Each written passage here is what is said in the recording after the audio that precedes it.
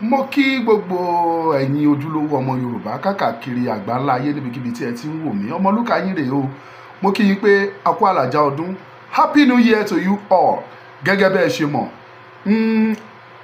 Ọ̀rọ̀ tí bàbá wa aṣíwájú gbogbo ọmọ Yorùbá pátápátá Professor Stephen Ọlábánjí Akintoye ọ̀rọ̀ tí wọ́n fi léde òní mo fẹ́ ká farabalẹ̀ gbọ́. Gbogbo ẹ̀yin ojúlówó ọmọ Yorùbá, ọdún yìí ọdún ayọ̀ ni o, ọdún ire ni, ọdún àlàáfíà, á sàn wá sówó, á sàn wá sọmọ, á sàn wá sáìkú baálẹ̀ ọ̀rọ̀. Yorùbá wa bọ̀ o, wọ́n ní ẹnu àgbà lòbí ti gbó. Ẹ wá gbọ́ goodwill message, ọ̀rọ̀ ìkíni kú ọdún àti ọ̀rọ̀ ìṣítí tó jáde lẹ́tẹ̀ẹ̀nu bàbá wa Professor Banji Akintoye nínú ọdún tuntun ní ọjọ́ kìíní oṣù kìíní ọdún 2024. Ó yá, ẹ farabalẹ̀ kẹ́ gbọ́ mẹ́sẹ̀jì yìí látẹnu bàbá wa Professor Banji Akintoye. Ó yá, ẹ bá wa ká lọ. Mo kí gbogbo ọmọ Yorùbá lọ́dún tuntun yìí o. Today the first day of January 2024. A kú ọdún, a kú yẹ̀dún o. A dúpẹ́ lọ́wọ́ Ọlọ́run Olódùmarè tó mú wa la ọdún tó kọjá já o. A dẹ̀ ń gbàdúrà pé kó mú wa la ọdún ilé ìjà pẹ̀lú ijó àtayọ̀ náà. Pẹ̀lú ijó àtayọ̀ la máa fi parí ọdún tẹ́lẹ̀ yìí náà o. Mo sì kí gbogbo ẹ̀yin ọmọ Yorùbá tẹ̀ ń jà fún ẹjàgbara Yorùbá pé káwa Yorùbá ká separate kúrò Nàìjíríà ká ní country tiwa lọ́tọ̀. Ẹ gbọ́ mi dáadáa o. A ò jà torí pé I hate any of the peoples in Nigeria, kò sẹ́ni people ta hate in Nigeria o. À ń jà torí pé ó tásìkò ká lọ, owó tí ò bá pé ní a kì í jókòó sí díẹ̀. Owó Nàìjíríà pé àwa Yorùbá o.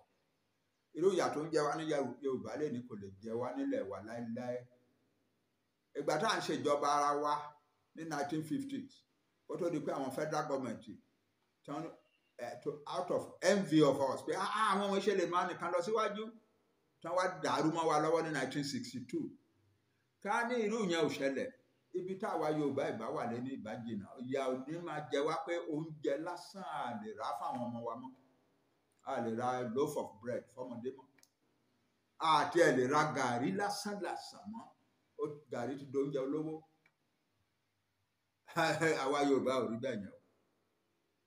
Ọ̀pọ̀lọpọ̀ náà àwọn Yorùbá tán ra mọ́tò ní wọn lè répo, wọn lè afford ibi tí owó epo dé lèmi. Àwọn tó ní generator náà máa fi generator ṣe small business, wọn lè répo sí generator àgbélẹ̀, business àgbélẹ̀. No, we can't continue like that. That's not our destiny. The destiny of the Yoruba people is to live in plenty, and we have the ability to create wealth, to create prosperous societies, and that's what we want to do in our own country, separate from Nigeria. I repeat, sẹ́ni kankan tá à ń bínú sí ọ̀pọ̀lọpọ̀ náà àwọn tá a fi sílẹ̀ ní Nàìjíríà ni wọ́n máa jẹ́ ọ̀rẹ́ wa láéláé o. We are going to have peaceful, friendly neighbors. We will never have hostile neighbors. Ṣùgbọ́n our country is in trouble in Nigeria, and we must run away with it.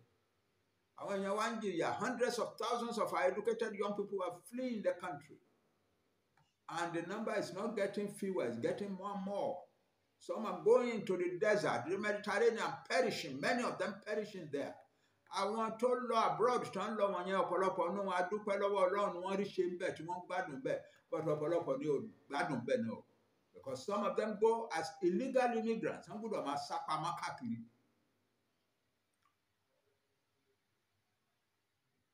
Lẹ́yìn yẹn àwọn tó wá kù sílé, àwọn èèyàn wá di beggars in the streets.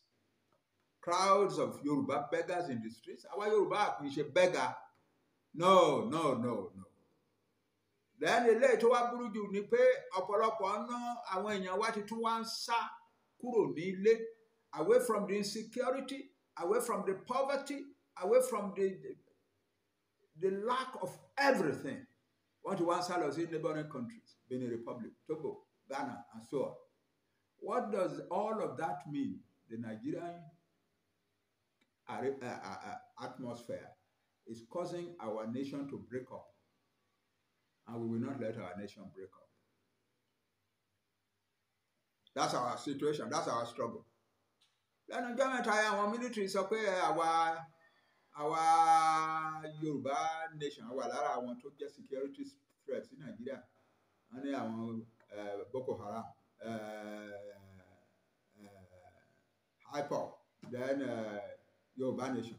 Ó fẹ́ kán lọ tú sẹ́nu lẹ́nu wọn torí wọ́n ń purọ́ mọ́ wa. Àwọn gan mọ̀ pé wọ́n ń purọ́ mọ́ wa. Láti bẹ̀rẹ̀ láti ṣètò wa tó jẹ́ peaceful struggle, and we are doing it peacefully and in a law-abiding manner under the laws of the international community and under the laws of Nigeria. Nígbà tó a ṣe rally,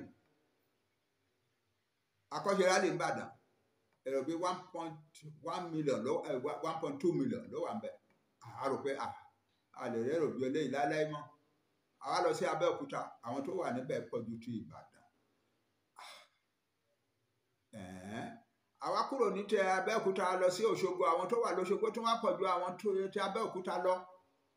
A tún kúrò lábẹ́òkúta ní Òṣogbo, a lọ sí Àkúrẹ́, àwọn tí Àkúrẹ́ tún wá pọ̀ ju ti Òṣogbo lọ. Then àwa lọ sí Adó Èkìtì. Irú èrò tí ẹnìkan kan ò rírí ní Nàìjíríà ó wà ní Adó Èkìtì ìjọ yẹn. About, according to estimates, 3.1 million people ló wà ní rally Adó Èkìtì. Àní gbogbo rally wọ̀nyí kò sẹ́ni kankan tó farapa, kò sẹ́ni tó ju òkúta sí anything, kò sẹ́ni tó dẹ́rù bẹ́ni kejì. Ọlọ́pàá ò mú ọmọ kankan, ọlọ́pàá ò dẹ́rù bọ́ ọmọ kankan ò farapa. So àwọn ní Nàìjíríà ó wà ní Adó Èkìtì ìjọ yẹn. About, according to estimates, 3.1 million people ló wà ní rally Adó Èkìtì. Àní gbogbo rally wọ̀nyí kò sẹ́ni kankan tó farapa, kò sẹ́ni tó ju òkúta sí anything, kò sẹ́ni tó dẹ́rù bẹ́ni kejì. Ọlọ́pàá ò mú ọmọ kankan, ọlọ́pàá ò dẹ́rù bọ́ ọmọ kankan ò farapa. So àwọn alàgbà sójà wa tó yẹ ká máa yẹ́ sí ẹ lọ tún rò. Àwa ò kì í ṣe security threat ní Nàìjíríà, we are not.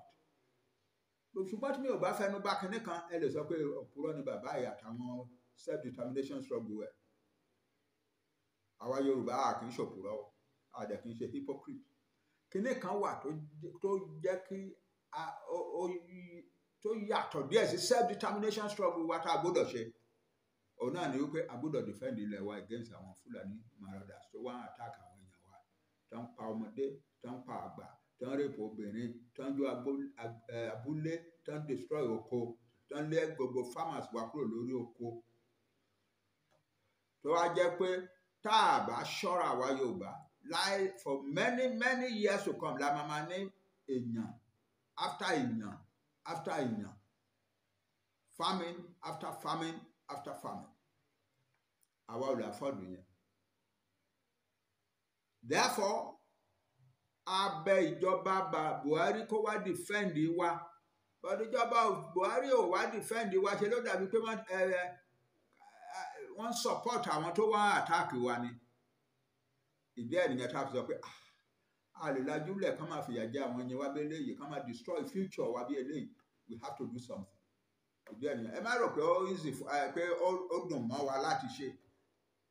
Ẹ rò pé ìjọ tí Sunday Igboho tó dìde tó ń lọ sí Ìgàngàn pẹ̀lú pé ijó àtayọ̀ ó fẹ́ lọ jà ní. No! Ó mọ̀ wípé risk ńlá lòun take ìjọ yẹn, ó dẹ̀ take risk yẹn because he loves his Yorùbá nation. Nígbà tó dẹ̀ débẹ̀ ìjọ yẹn ìtàn kan wà tẹ́ ẹ̀ kì í gbọ́. Ṣé ẹ mọ̀ wípé ara àwọn ọmọ Sẹ́ríkì Ìgàngàn, Sẹ́ríkì ní Ìgàngàn, ó mú ìbọn lápò, ó yìn sí Sunday at point blank. Sunday kan jẹ́ ọmọ tó Ọlọ́run ti secure ni. Òkú ẹ̀ làbá gbé wálé ìjọ yẹn. A ò fẹ́ expose àwọn ọmọ wa sí danger, but a fẹ́ fi àwọn èèyàn wa sílẹ̀ kí ìyà máa jẹ wọ́n.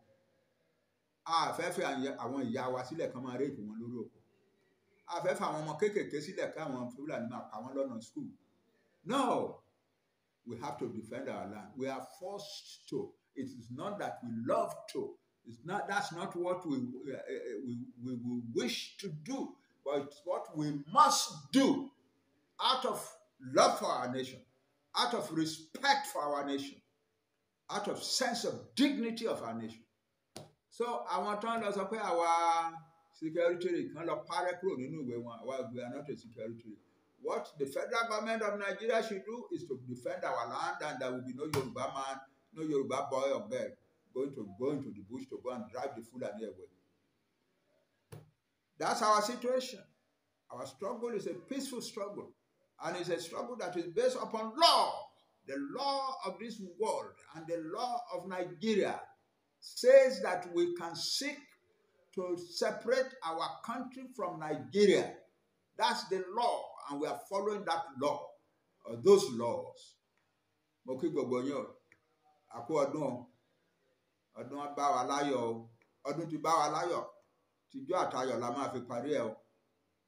Mo kí àwọn ọmọ kéékèèké, particularly tí wọ́n ti mọ nǹkan tá à ń ṣe bọ̀ tó jẹ́ àwọn là ń ṣe fún. A dúpẹ́ lọ́wọ́ Ọlọ́run. Ìwé àmọ́dún àti máa wà ní country tiwa o. Torí Ọlọ́run ló ní ká lọ ja ìjà yìí. And we must fight with faith and hope in the power of the living God to achieve anything in the world. Now we know that His mighty hand is raised up in defense of our nation, in the advancement of our nation to freedom and liberation from Nigeria. And nothing can bend back His hand. We shall prosper. Our purposes today will prosper. Our purposes in our country, when we have it, will also prosper. Thank you very much. Mo kí gbogbo yín a kú ọdún o. Ó dìgbà.